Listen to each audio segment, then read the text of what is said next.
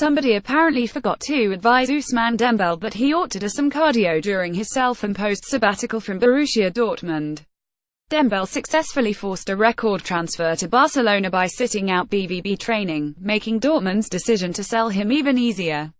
More top Premier League storylines, but Barca coach Ernesto Valverde is in a predicament, according to Don Balin, which says the out-of-shape Dembele may not even be ready for a spot in Barca's 18 despite his status as a record signing and a hopeful long-term replacement for Neymar.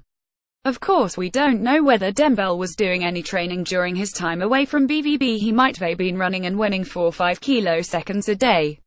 Don Balin poses the millions and millions of dollars question in its post. Does Valverde risk making his board look awkward by sitting Dembele, or does he put the player in his 18, or starting 11, and send a message of which his players may not accept its political nature? This is going to send Ousmane down a spot in our Dembele Power Rankings. 3.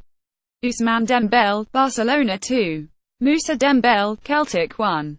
Moussa Dembele, Tottenham Hotspur follower at Nicolas Mendela. The steel in the midfield of the United States men's national team was low, if not altogether absent, for the majority of their one-point international break. Bruce Arena's men fell 20 at home to Costa Rica before Bobby Wood helped them steal a point in Honduras at San Pedro Sula on Tuesday. It was Michael Bradley with Darlington Nagbe, Christian Pulisic, and Fabian Johnson on Friday, and then Bradley, Nagbe, Pulisic, and Kellen Acosta on Tuesday.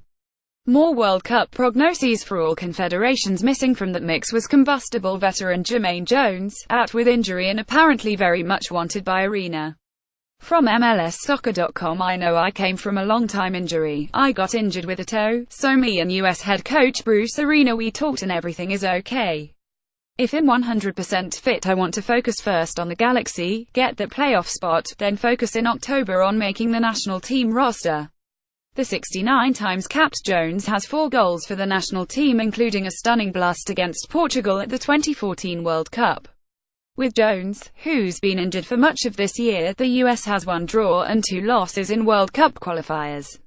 He was also one of the side's better players in the Copa America Centenario, although he picked up his only red card as a USMNT player when he was sent off against Ecuador. Jones had been talismanic for Colorado and New England, but how has his presence affected the USMNT since he debuted under Bob Bradley in 2010? All data via Transfermarkt. With Jones tournament play 17W4D12L, without Jones tournament play 21W5D5L. But hold on, should Jones be punished for not being called up for Gold Cup action since 2011? Let's take another look at those marks without those weekend tournaments. B teams are not. With Jones tournament play EXC. Gold Cups 13W4D10L, without Jones tournaments EXC.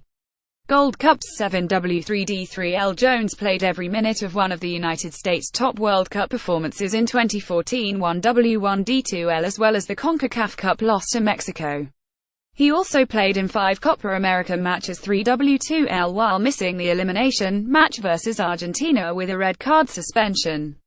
That leaves us World Cup qualifying with and without Jones, and let's only look at hex matches to eliminate the weaker teams. 121 aggregate wins over St. Vincent, though he played one and missed the other. With Jones, hex 5W2D3L, without Jones, hex 4W3D1L. Finally, what about versus Panama and Trinidad and Tobago? The Yanks did win in Panama without Jones in the 2013 hex and drew in TT with him in the last round of qualifying. I'm a big Jones supporter, but even in the face of these numbers I find it hard to make the argument that his first international action with this group since March should be in must-win qualifiers with the nation's soccer reputation on the line. Follow at Nicolas Mendela. Somerset West, South Africa. At the South African Football Association says FIFA's decision to order a World Cup qualifier against Senegal to be replayed because of match fixing by a crooked referee is unprecedented and unfair. SAFA is considering appealing FIFA's order that the 21 win over Senegal in November last year is annulled and the game is replayed because Ghanaian referee Joseph Lamptey was found guilty of manipulating the match. More MLS Power Rankings. Lamptey was banned for life. Although there are no complaints over his punishment, FIFA has effectively also penalized South Africa, and it could end its hopes of making it to the World Cup next year, despite confirming that neither team had any role in a knowledge of the fixing. The case, not seen before in top-level soccer, centers on Lamptey's decision to give South Africa a penalty for a non-existent handball against Senegal defender Kalidou Koulibaly. The ball clearly struck Koulibaly on the knee and dropped to the ground. South Africa, which didn't even appeal for a penalty, scored from the spot kick and went on to win. It's thought that Lamptey was acting on the orders of match fixers organizing illegal betting scams. FIFA has not provided full details of the case against the referee but says that its findings against Lamptey took into account reports of irregular betting activities from various international betting monitoring companies. The upshot is South Africa has been stripped of its only win so far in the final round of qualifying in Africa. SAFA senior legal counsel Norman Ahrens says FIFA's move is unfair for a number of reasons and constitutes a miscarriage of justice.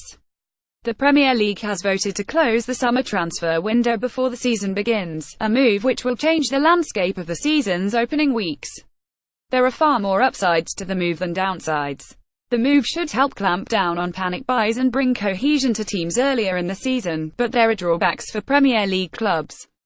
More World Cup prognoses for all confederations. That's because teams outside of the Premier League will still be able to buy players before the end of their transfer windows, which means big money teams like Barcelona, Bayern Munich, and Paris Saint-Germain will still have the chance to upset the proverbial apple carts of their England and Wales-based peers. The change could also seriously hamper the chances of safety for newly promoted Premier League sides. It's not that those clubs would walk onto the pitch for opening day, learn they are more overmatched than expected, and have to wait half the campaign at a minimum for reinforcements. Rather, it's knowing that these clubs make most of their buys soon after promotion, and will face a more frenzied market earlier in the window. These same clubs would have a further premium placed on scouting and signing players who make the cut. And they may face higher fees from teams abroad who know that Premier League business has to be completed by a certain date. All though, it will help the place products on opening day and have the strong clubs more well-oiled for European competition.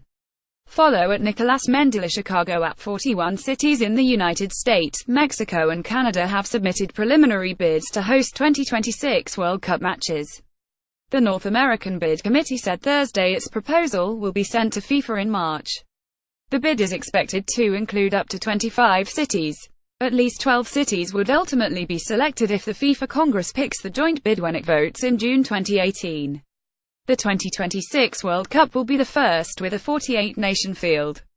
Morocco said it also intends to bid. More top Premier League storylines. Week 4 3 sites were dropped from the preliminary list announced last month: Calgary, Alberta, Green Bay, Wisconsin, and San Diego. Just 3 stadiums that bid hosted games during the 1994 World Cup: Chicago's Soldier Field, Dallas Cotton Bowl, and Orlando, Florida's Camping World Stadium, formerly known as the Citrus Bowl. Soldier Field underwent a gut renovation in 2003. 2 of the sites on the list hosted matches at the 1994 at stadiums that have been replaced with new venues on adjacent land: East Rutherford, New Jersey, and Foxborough, Massachusetts. Stadiums are required to have at least 40,000 seats for group stage matches and at least 80,000 for the opening game and final. 32 areas and 35 stadiums are on the list for the US. Canada has 6 cities and Mexico 3. 3 stadiums were submitted from the Los Angeles area and 2 from the Dallas area. The US would host 60 of 80 games, including all from the quarterfinals on. The bidding stadiums: United States, Arlington, Texas, at Stadium Atlanta, Mercedes-Benz Stadium Baltimore, Mount Bank Stadium Birmingham, Alabama, Legion Field Charlotte, North Carolina, Bank of America Stadium Chicago, Soldier Field Cincinnati, Paul Brown Stadium Cleveland, First Energy Stadium Dallas, Cotton Bowl Denver, Sports Authority Field Detroit, Ford Field East Rutherford, New Jersey, MetLife Stadium Foxborough, Massachusetts Glendale, Arizona, University of Phoenix Stadium Houston, NRG Stadium Indianapolis, Lucas Oil Stadium Inglewood, California, LA Stadium at Hollywood Park Jacksonville, Florida, Everbank Field Kansas City, Missouri, Arrowhead Stadium Landover, Maryland, FedEx Field Las Vegas, Raiders Stadium under construction Los Angeles, Memorial Coliseum Miami, Hard Rock Stadium Minneapolis, US Bank Stadium Nashville, Tennessee, Nissan Stadium New Orleans, Superdome Orlando, Florida, Camping World Stadium Pasadena, California, Rose Bowl, Philadelphia; Lincoln Financial Field, Pittsburgh; Heinz Field, Salt Lake City; Rice-Eccles Stadium, San Antonio; Alamodome, Santa Clara, California; Levi's Stadium, Seattle; CenturyLink Field, Tampa, Florida; Raymond James Stadium, Canada; Edmonton, Alberta; Commonwealth Stadium, Montreal; Olympic Stadium, Ottawa, Ontario; TD Place, Regina, Saskatchewan; Mosaic Stadium, Toronto; BMO Field, Vancouver, British Columbia; BC Place, Mexico; Guadalajara;